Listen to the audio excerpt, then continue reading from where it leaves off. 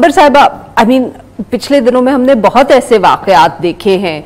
अब समझ नहीं आ रहा कि क्या ये सिर्फ आजकल सियासत इतनी हीट अप हुई है तो उसकी वजह से है, या अब कुछ हमें ये देखने की भी जरूरत है कि ओवरऑल मुआशरे में क्या सूरत हाल है जिसकी वजह से इतनी अदम बर्दाश्त, इतना वायलेंस हम देख रहे हैं। देखिए, हम ऐवान और मस्जिद नबवी की तो बात कर रहे हैं, लेकिन आप इसका ट्रिकल डाउन आपको नज़र आ रहा है। फैमिली व्हाट्सएप ग्रुप्स में आपको नज़र आता है, आपको डिनर टेबल्स पे नज़र आता है।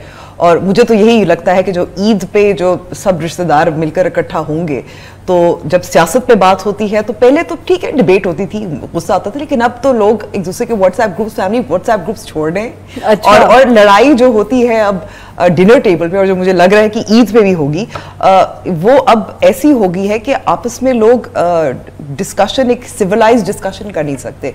देखिए, ये जो नज़र आ रहा है ये सिर्फ सियासत नहीं है, ये मुआशरे पे भी जो असर है इससे यही नज़र आ रहा है कि आपकी जो ये पॉलिटिकल पार्टीज नहीं हैं, ये या तो ट्राइब्स हैं या कल्ट्स हैं। इसमें मैं कहूँगी कि एक अगर इस्तेहकाम की हम उम्मीद रख रहे हैं, वो इस्तेहकाम तो नज़र नहीं आ रहा।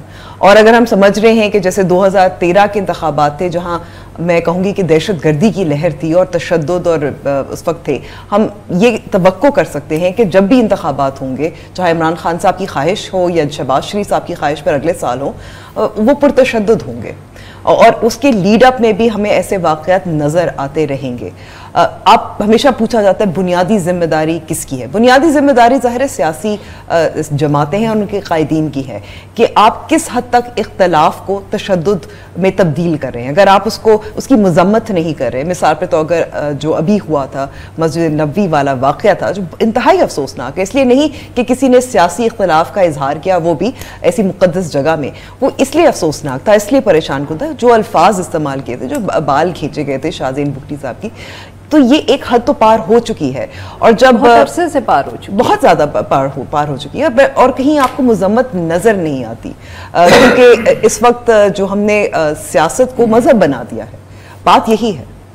एक तरफ अगर कल्ट है तो शायद दूसरी तरफ भी जो मतलब कि what democracy has thrown up has allowed Imran Khan to perhaps occupy this space, कितनी हीरो वर्शिप है, क्योंकि उनको शायद दूसरी तरफ की जो सियासत है वो पसंद नहीं है। नहीं, ये बिल्कुल दुरुस्त बात है जो जाहिद साहब कह रहे हैं कि, मगर मैं थोड़ा सा इख्तलाफ करूंगी। मैं कहूंगी कि क्योंकि जमहूरियत की जड़ें जो हैं मजबूत नहीं है पाकिस्तान में, ना सियासी जमातों के अंदर हैं, और जो आपको मुतबादिल नज़र आता है जो जहाँ शायद अंदरूनी जमहूरियत हो किसी सियासी जमात में, वो कामयाब नहीं है। मैं जमात इस्लामी की बात कर रही हूँ, where there is internal elections और देयर इज़ या मेरिट या कुछ हद तक हो सकता है, but it's not a successful political party. जो एक रास्ता है, वो दो रास्ते आपको नज़र आते हैं। आपको जो हल्के की सियासत है जिसमें आपकी बिरादरी बहुत काउंट करती है, पैसा काउंट करता है, फिर आपको नजर आता है कि जब आप उससे ऊपर जाएं तो मैं कहूंगी कि अब शख्सियत, ये शख्सियती सियासत है ना, क्योंकि इदारे नहीं हैं, they not institutions these political parties, तो इसलिए फैमिली भी है, उनका भी अलग एक कल्ट है। अगर भुट्टो ख़ानदान है तो ज़ाहिर है नाम जब भुट्टो का होगा, नाम ही काफ़ी है ना, तो वो यहाँ शरीफ ख़ानदान का भी वही मसला है।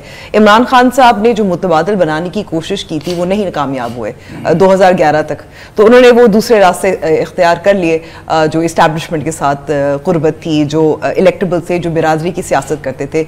तो ये जो डायनेस्टिक पॉलिटिक्स है, इट ऑल्सो ट्रिकल्स डाउन। हर सियासी जमात में डायनेस्टीज हैं, नई डायनेस्टीज भी बनती हैं, आपको इमरान खान साहब की पार्टी में भी नजर आती हैं। मिसाल के तौर पर शाह महमूद कुरैशी हो गए, और इवन अगर पेशावर में परवेज खट्टक की फैमिली देख ली, तो मेरे ख्याल में कि अब क्योंकि डायनेस्टिक पॉलिटिक्स से ज़्यादा मेरे ख्याल में जो कॉमनैलिटी है वो शख्सियत की बुनियाद पर जो सियासत होती है।